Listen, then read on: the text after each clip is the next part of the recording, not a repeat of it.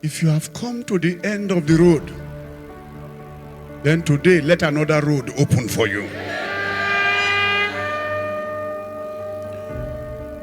In your places of work, you will prosper and multiply. From now, you will give God perfect service that will make him bless you. For every work you do with the Lord, I command a multiplication of favor. I decree that you will not beg for bread in the name of Jesus.